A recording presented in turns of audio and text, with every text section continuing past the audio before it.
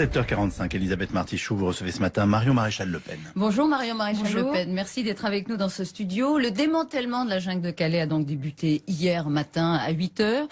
Dans le calme, c'est le scénario que vous imaginiez ? C'est pas en tout cas en ce qui concerne le calme, oui évidemment, mais en ce qui concerne la répartition de ces migrants partout sur le territoire, ça n'est pas le scénario souhaité en tout cas. Pour la simple et bonne raison qu'il ne réglera pas durablement la question de Calais, qui de nouveau se remplira puisque nous n'avons pas de frontières, que par ailleurs il n'y a pas de signal du gouvernement pour lutter efficacement contre l'immigration clandestine. Je rappelle qu'à Calais, nous sommes quand même face à une majorité de clandestins qui sont logés. Ce ne sont pas des clandestins à proprement parler, ce sont d'après les chiffres des migrants arrivés de Calais dans les centres d'accueil, à 80% des demandeurs d'asile. Vous avez deux types. Vous avez d'ailleurs, ce qui n'empêche pas d'ailleurs les demandeurs d'asile, pour une immense majorité d'entre eux, d'être rentrés illégalement sur le territoire. Vous avez deux types en effet. Vous avez les clandestins à proprement parler, qui devraient être expulsés et non pas répartis sur le territoire. Et vous avez des demandeurs d'asile qui, pour une grande partie d'entre eux, ne sont pas non plus de vrais réfugiés, puisque comme vous le savez, plus de 70% sont déboutés de cette demande d'asile à l'issue. Tant qu'on ne connaît pas la réponse à leur demande d'asile, on ne peut pas dire qu'à 70% est des déboutés pour en tout cas les migrants de Calais, qui sont des Érythréens, des Soudanais, des Irakiens, des Afghans. Merci de le préciser d'ailleurs que ce ne sont une ultra-minorité des Syriens et des Irakiens, contrairement à ce qu'on essaye de nous expliquer, puisque c'est une ultra-minorité aujourd'hui. Néanmoins, vous avez raison de le rappeler, le droit d'asile doit être réformé, puisqu'aujourd'hui c'est devenu une nouvelle filière d'immigration clandestine. Et à ce titre se pose la question de l'Union européenne, puisque le droit actuel de l'asile, qui a des critères trop larges avec des procédures trop longues, résulte de la transposition de 3 directives européennes. Alors, si vous permettez, juste pour rester sur Calais, j'ai jamais dit qu'il fallait réformer l'asile, j'ai dit que c'était des demandeurs d'asile. C'est moi qui le dis. Voilà, c'est vous qui l'avez dit, je préfère ça. Alors, combien de migrants de Calais vont arriver dans votre département? Je vous pose la question parce que vous avez manifesté dimanche, justement, dans le Vaucluse, contre l'arrivée de ces migrants. Combien y en a-t-il qui viennent de Calais? Alors, j'ai 60 migrants qui arrivent à Grandbois. Et j'en ai 10 autres qui sont transférés. Alors, si vous me permettez, c'est 30. Vous avez multiplié par 2. J'ai eu hier le maire de Grandbois qui annonce 30 je vous donne les chiffres du préfet. Dans son centre. Ce sont les mêmes. Ils changent peut-être C'est 30 mineurs, j'ai vérifié auprès du ministère. Moi, j'ai les chiffres du préfet. Peut-être que ça a changé entre-temps. Les chiffres du préfet, il y a encore 3 jours, c'était 60. Pardonnez-moi. Et en l'occurrence, pareil, vous avez des informations que je n'ai pas, puisque jusqu'ici, j'ai pas réussi à avoir l'information. Donc, j'en suis ravie. L'autre centre qu'on a, en plus des 2 CADA qui existent à Avignon et à Cavaillon, c'est au Pontet. Ils sont transférés de Bonpas au Pontet. On en récupère 10 pour la simple et bonne raison que les 50 autres sont partis.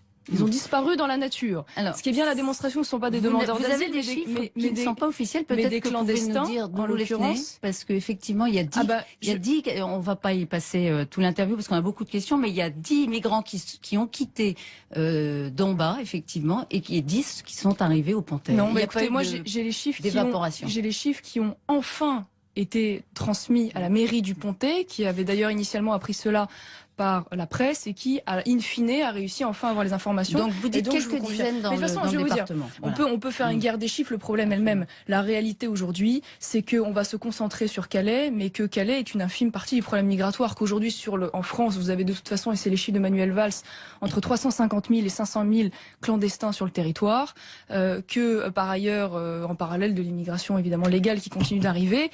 Et le sujet que nous avons posé aujourd'hui dans le Vaucluse, dans cette manifestation, c'est de dire qu'aujourd'hui, ce département, comme bien d'autres, est déjà confronté à des problèmes en lien avec l'immigration, le chômage, le communautarisme, le développement de l'islam radical, une précarité grandissante. C'est le 6e département le plus pauvre de France. Vous ne souhaitez pas leur réserver la solidarité à ces quelques dizaines, alors officiellement c'est 40, alors qu'ils fuient la guerre. Alors déjà, madame, c'est toujours pareil, ça reste à prouver. Je vous tiens à rappeler, une immense majorité n'obtiendront pas ce droit d'asile. Une immense majorité ne sont pas de vrais réfugiés. Donc faut arrêter de dire ça. Une majorité sont une immigration économique. Je vais vous dire, c'est même Bernard Cazeneuve qui, lorsqu'il est venu à Calais, avait rappelé que 60% étaient des immigrés économiques. Donc à un moment donné, il faut arrêter de mentir aux Français. Moi, je veux bien qu'on cherche à faire culpabiliser les Français en leur disant oui, vous êtes totalement immoraux, vous ne voulez pas aider des réfugiés de guerre, mais c'est un mensonge. Et moi, je vois de la misère tous les jours dans ce département. Quand je vois la volonté et l'énergie qui est mise au service de ces migrants par le gouvernement, j'aimerais en voir autant, pour d'autres types de misère française. Vous soutenez le projet de référendum de Robert Ménard à Béziers sur ces migrants? Je le soutiens pour la simple et bonne raison que j'aimerais qu'on puisse entendre la voix populaire. Parce que toute cette politique des quotas européens, de répartition des migrants de Calais, la question de Schengen, la question du nombre d'entrées légales, toute la politique migratoire de manière générale, le peuple français n'est jamais saisi sur ces questions. Ou l'augmentation, par exemple, l'élargissement des critères de naturalisation décidés de façon totalement discrète par le gouvernement. Jamais le peuple n'est amené à se prononcer. Donc quand il peut le faire, je trouve que ça peut avoir du sens. Est-ce que sa campagne d'affichage qui accompagnait le référendum est appropriée? Il y a eu des posters avec des hommes barbus, noirs ou mat de peau avec ces phrases « ça y est, ils arrivent ». Est-ce que ça rappelle pas quand même les heures sombres de notre histoire? Vous qui parlez peuple, qui parlez République, est-ce que c'est à la hauteur de la République? La réduction ad litterum permanente sur tous les sujets. Je veux dire, objectivement, est-ce qu'on en est encore à faire des parallèles avec la période nazie parce qu'on demande à ce que le droit français soit appliqué, ce qui n'est pas d'abus? Bon, je trouve ça un peu exagéré. En tout cas, ça ne vous choque pas, ce type de campagne d'affichage? Je l'ai pas fait et je l'aurais pas fait comme ça. Voilà. Après, est-ce que c'est vraiment le sujet central du débat? J'en suis pas convaincue. Les manifestations de policiers sont un peu moins nombreuses, mais continuent quand même dans les rues. Le président reçoit le représentant demain à l'Élysée. Est-ce qu'il a pris, le gouvernement, la mesure du malaise? On verra en fonction des décisions qu'il prend, parce que recevoir les syndicats après 2 semaines de grève, c'est déjà un petit peu tardif. Maintenant, est-ce qu'il va apporter une réponse? Une réponse à la question des effectifs, une réponse à la question du budget, une réponse à la question de la légitime défense que les policiers souhaitent voir alignés sur le statut des gendarmes. Systématique, dès qu'un policier est en situation de tirer, soyons je vais dire concret, précis, voilà, vous estimez qu'il doit y avoir effectivement une présomption d'innocence acquise. Moi, je souhaite qu'il y ait une présomption de légitime défense à l'égard des policiers et qu'ils puissent en effet utiliser leurs armes après 2 sommations sur le modèle des gendarmes et qu'ils puissent en effet se défendre avec leurs armes si par exemple ils se font attaquer au cocktail Molotov, ce qui aujourd'hui n'est pas possible, ce qui éviterait un certain nombre de drames humains et peut-être même des morts au sein de cette police. Vous êtes allé les soutenir, place de la République, la semaine dernière, les policiers. Faut-il y voir la patte du FN derrière ces manifestations, comme l'a dit Jean-Christophe Cambadélis? Oui, je vois que le complotisme est le dernier argument de la gauche pour ne pas avoir sa part de responsabilité. Non, je veux dire, la détresse aujourd'hui des policiers, elle est spontanée, enfin en tout cas la volonté de la faire savoir, et elle est légitime, parce qu'il faut quand même imaginer aujourd'hui le quotidien d'un policier. Il a le sentiment de vider l'océan à la petite cuillère, qu'il n'y a pas une réponse pénale adaptée, que les délinquants qu'il arrête sont dehors au bout de 3 heures, que tous les outrages qu'il peut subir ne sont pas poursuivis, voire jamais sanctionnés. Il n'y a pas d'instrumentalisation ni de manipulation du FN derrière les policiers en colère dans la rue. C'était des manifestations spontanées. En revanche, que nous les ayons soutenues, ça c'est une réalité. Vous connaissez Rodolphe Schwartz?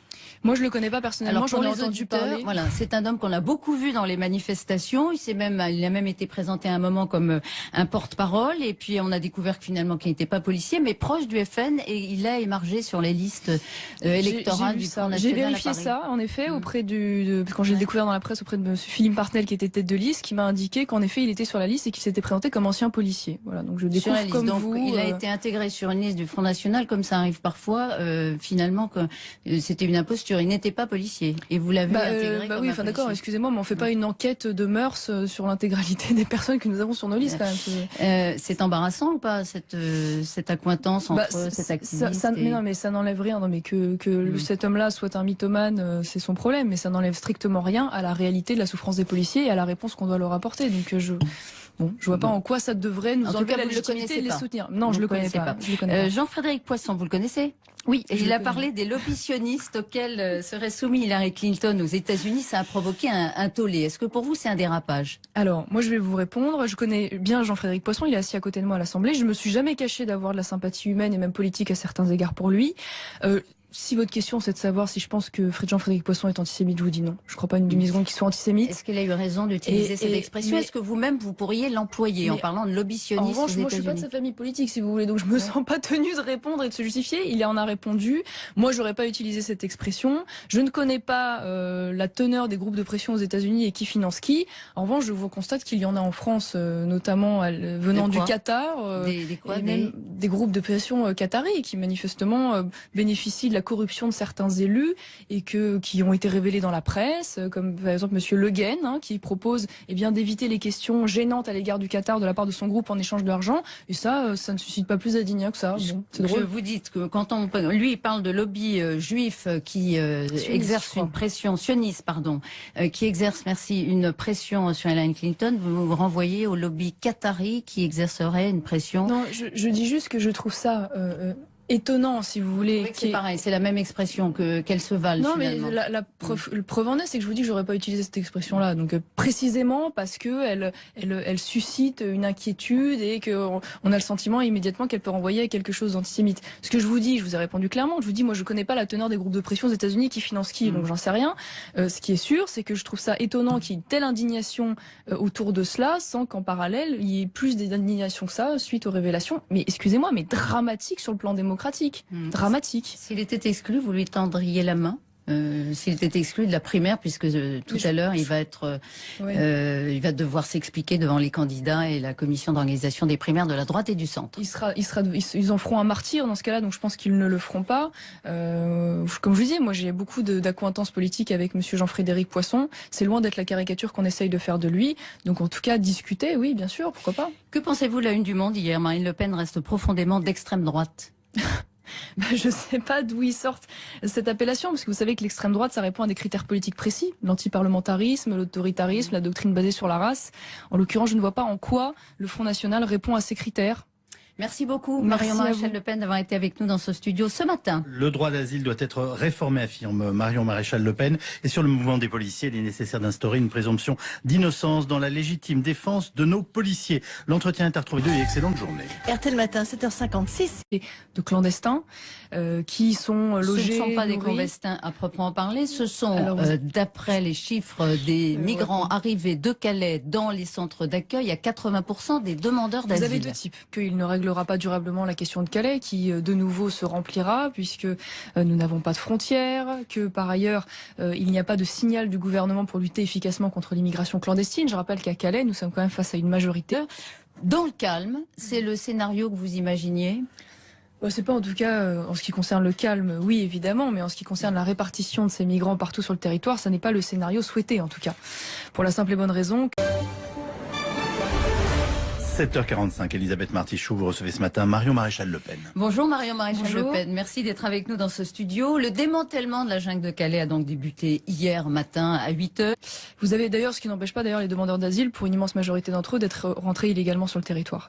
Vous avez deux types en effet, vous avez les clandestins à proprement parler, qui devraient être expulsés et non pas répartis sur le territoire, et vous avez des demandeurs d'asile qui, pour une grande partie d'entre eux,